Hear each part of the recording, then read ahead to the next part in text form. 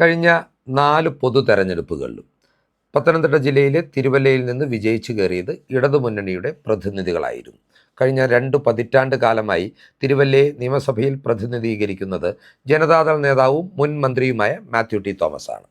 എന്നാൽ ഇത്തവണ തിരുവല്ലയിലെ ഇടതുമുന്നണിയുടെ വിജയക്കുതിപ്പിന് ഒരു അവസാനം സംഭവിക്കുമെന്നാണ് ഇപ്പോൾ പുറത്തുവരുന്ന രാഷ്ട്രീയ റിപ്പോർട്ടുകൾ സൂചിപ്പിക്കുന്നത്. തിരുവല്ലയെ സംബന്ധിച്ച് പറയുമ്പോൾ ഒരു വട്ടം മന്ത്രിയായിരുന്നിട്ടും 4 വട്ടം തുടർച്ചയായി MLA ആയിരുന്നിട്ടും വികസന രംഗത്ത് തിരുവല്ലയ്ക്ക് കാര്യമായ ഒരു സംഭാവനയും നൽകുവാൻ മാത്യു ടി തോമസ് എന്ന ജനപ്രതിനിധിക്ക് കഴിഞ്ഞിട്ടില്ല. ശുദ്ധൻ ദുഷ്ടന്റെ ഫലം ചെയ്യും എന്നതുപോലെയാണ് ക്ലീൻ ഇമേജുള്ള മാത്യു ടി തോമസ് തിരുവല്ലയുടെ MLA ആയി തുടരുന്നത് എന്നൊരു അഭിപ്രായം പോലും പല വോട്ടർമാരും ഈ ഘട്ടത്തിൽ തുറന്നു പറയുന്നുമുണ്ട്. തിരുവല്ലയുടെ ജനകീയ മനസ്സിൻ്റെ ഒരു പ്രതിഫലനമായിരുന്നു തിരുവല്ലക്കാരനായ പ്രമുഖ ചലച്ചിത്ര സംവിധായകൻ ബ്ലസി ഈ കഴിഞ്ഞ ദിവസങ്ങളിൽ നടത്തിയ ഒരു പ്രതികരണം എന്ന് പറയുന്നത്. തിരുവല്ലയിൽ വികസന മുരടിപ്പാണ് നാളുകളായി അനുഭവിച്ചു കൊണ്ടിരിക്കുന്നതെന്നും തിരുവല്ലയ്ക്ക് ഈ തെരഞ്ഞെടുപ്പോടെ വികസനം സമ്മാനിക്കുവാൻ കഴിയുന്ന ഒരു നേതാവ് ഉണ്ടാവണമെന്നുമായിരുന്നു ബ്ലസിയുടെ പ്രതികരണം. പരിപൂർണമായും UDFന് അനുകൂലമായിട്ടുള്ള ഒരു പ്രതികരണമായിട്ടാണ് ബ്ലസിയുടെ പ്രതികരണത്തെ രാഷ്ട്രീയ വൃത്തങ്ങൾ വിലയിരുത്തിയത്. അതുകൊണ്ട് തന്നെ ഇടത് സൈബർ പ്രൊഫൈലുകളിൽ നിന്ന് ശക്തമായ സൈബർ അധിക്ഷേപവും സൈബർ വെല്ലുവിളികളും ബ്ലസിക്കെതിരെ ഉയർന്നു വരുന്നുമുണ്ട്. എന്നാൽ ഇത് ബ്ലസിയുടെ മാത്രം അഭിപ്രായമല്ല എന്നതാണ് വസ്തുത. തിരുവല്ലയിൽ ഒരു വികസനവും കൊണ്ടുവരുവാൻ ഇടതുമുന്നണിക്കും മാത്യു ടി തോമസിനും സാധിച്ചിട്ടില്ല എന്ന് അവിടുത്തെ ബഹുഭൂരിപക്ഷം വോട്ടർമാരും വിശ്വസിക്കുന്നു. അതിനാൽ തന്നെ വരാനിരിക്കുന്ന നിയമസഭാ തെരഞ്ഞെടുപ്പിൽ തിരുവല്ലയിൽ ഒരു മാറ്റം അനിവാര്യമാണെന്ന നിലയിലേക്ക് ഇപ്പോൾ തന്നെ ആ നിയോജക മണ്ഡലത്തിൽ കാര്യങ്ങൾ എത്തിച്ചേർന്നിരിക്കുകയാണ്. തിരുവല്ലയെ സംബന്ധിച്ച് പറയുമ്പോൾ സാമുദായിക സമവാക്യങ്ങൾ ഇവിടെ ഏറെ നിർണായകമാണ്. തിരുവല്ലയിൽ നിന്ന് മാർത്തോമാക്കാരൻ എന്ന ആനുകൂല്യത്തിൽ കൂടിയാണ് കഴിഞ്ഞ 4 വട്ടവും മാത്യു ടി തോമസ് വിജയിച്ചു കയറിയത്.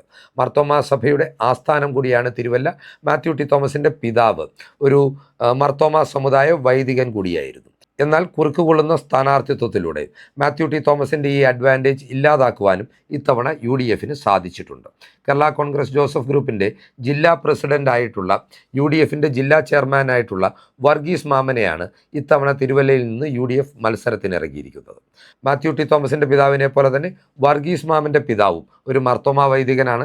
അതുകൂടാതെ അദ്ദേഹത്തിൻ്റെ സഹോദരൻ സഭയിൽ നിർണായകമായ പദവി വഹിക്കുന്ന ഒരു വൈദികനാണ്. അദ്ദേഹത്തിൻ്റെ സഹോദരി ഭർത്താവും മാർത്തോമാ സഭയിലെ ഒരു വൈദികനാണ്. ഇതിനെല്ലാം ഉപരിയായി വർഗീസ് മാമൻ എന്ന നേതാവ് തന്നെ സഭയുടെ ട്രസ്റ്റിയായി സേവനമനുഷ്ഠിച്ചിട്ടുള്ള വ്യക്തിത്വമാണ്.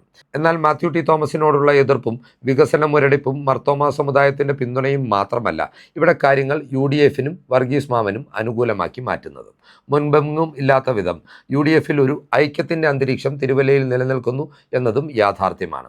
തിരുവല്ലയെ സംബന്ധിച്ച് പറയുമ്പോൾ ജോസഫ് ഗ്രൂപ്പിന് സ്വാധീനമുണ്ടെങ്കിൽ കൂടിയും ഇവിടെ നിർണായക ശക്തി എന്ന് പറയുന്നത് കോൺഗ്രസ് തന്നെയാണ്. എന്നാൽ കോൺഗ്രസും ജോസഫ് ഗ്രൂപ്പും തമ്മിൽ അല്ലെങ്കിൽ കോൺഗ്രസും ഘടകകക്ഷി നേതാക്കളും തമ്മിൽ നിലനിന്നിരുന്ന ഭിന്നതയും ശീതസമരങ്ങളും അതുപോലെ തന്നെ തെരഞ്ഞെടുപ്പിൽ സ്ഥാനാർത്ഥിത്വവുമായി ബന്ധപ്പെട്ട് ഉണ്ടാവാറുണ്ടായിരുന്ന പൊട്ടിത്തെറികളുമെല്ലാം തിരുവല്ലയിലെ UDF സാധ്യതകൾക്ക് കഴിഞ്ഞ കാലങ്ങളിൽ വെല്ലുവിളിയായിരുന്നു.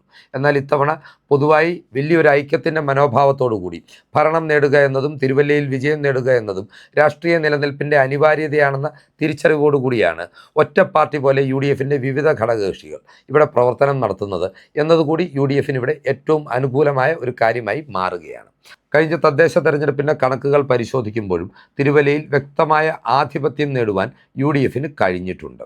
തിരുവല്ലയിലെ ബഹുഭൂരിപക്ഷം അല്ലെങ്കിൽ തിരുവല്ല നിയോജക മണ്ഡലത്തിൻ്റെ ഭാഗമായിട്ടുള്ള ബഹുഭൂരിപക്ഷം തദ്ദേശ സ്ഥാപനങ്ങളിലും അധികാരമുറപ്പിക്കുകയും തിരുവല്ല നഗരസഭയിൽ കേരള കോൺഗ്രസ് ജോസഫ് ഗ്രൂപ്പും അതുപോലെ തന്നെ കോൺഗ്രസും ഉജ്ജ്വലമായ പ്രകടനം കാഴ്ചവെക്കുകയും ചെയ്തിട്ടുണ്ട്.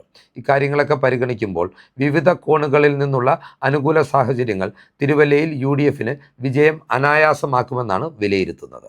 തിരുവല്ലയെ സംബന്ധിച്ച് മാത്യു ടി തോമസിൻ്റെ സ്ഥാനാർത്ഥിത്വത്തിനെതിരെ CPMനുള്ളിൽ പോലും ശക്തമായ വെല്ലുവിളികൾ ഉയർന്നു വരുന്നുണ്ട് എന്നതും വസ്തുതയാണ്.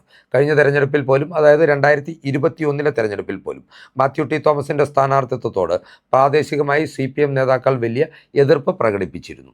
CPM പിടിച്ചെടുത്ത് മത്സരിക്കണമെന്നാണ് അവർ തിരുവല്ലയുമായി ബന്ധപ്പെട്ട് പലപ്പോഴും സംസ്ഥാന നേതൃത്വത്തോട് ആവശ്യം ഉന്നയിച്ചിരുന്നത്.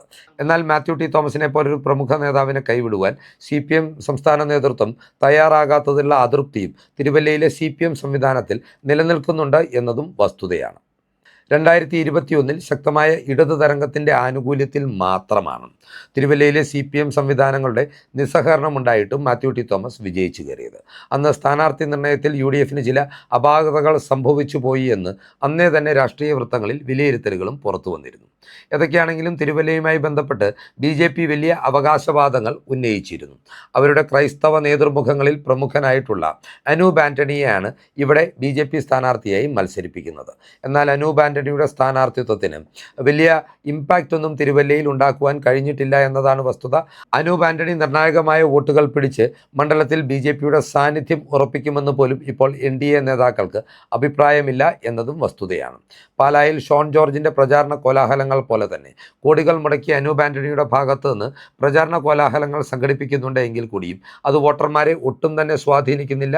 തിരുവല്ലയുടെ രാഷ്ട്രീയ മനസ്സ് UDFനൊപ്പമാണ് എന്ന് വ്യക്തമാക്കുന്നതാണ് തിരുവല്ലയിലെ UDF ക്യാമ്പിലുള്ള ഉണർവും ആധിപത്യവും നമുക്ക് മനസ്സിലാക്കി തരുന്ന കാര്യങ്ങൾ.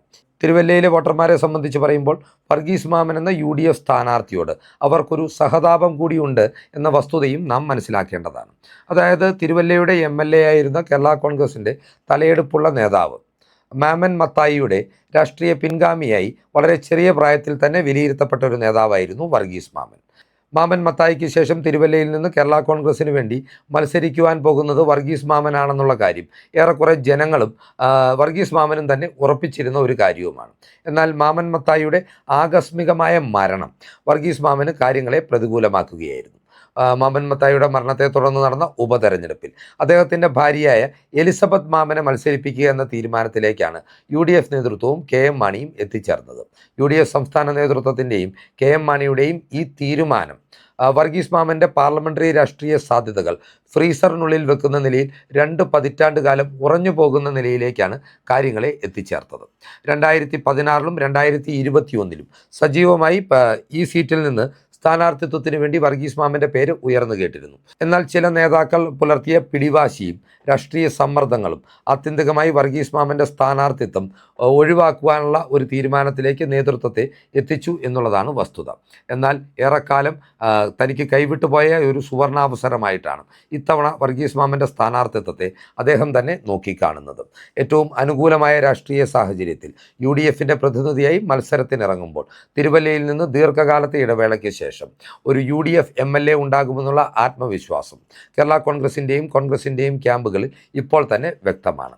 അതിനാൽ തന്നെ ഏറെക്കുറെ പത്തനംതിട്ട ജില്ലയിൽ UDF വിജയമുറപ്പിക്കുന്ന ഒരു സീറ്റായി തിരുവല്ല ഇതിനോടകം മാറിക്കഴിഞ്ഞു. ഈ രാഷ്ട്രീയ ചിന്തകൾ പ്രേക്ഷകർക്കായി പങ്കുവച്ചുകൊണ്ട് ഈ വീഡിയോ ഇവിടെ അവസാനിപ്പിക്കുകയാണ്. കൂടുതൽ രാഷ്ട്രീയ വാർത്തകൾക്കും വിശകലനങ്ങൾക്കുമായി ഞങ്ങളുടെ ചാനൽ സബ്സ്ക്രൈബ് ചെയ്യുക. നന്ദി.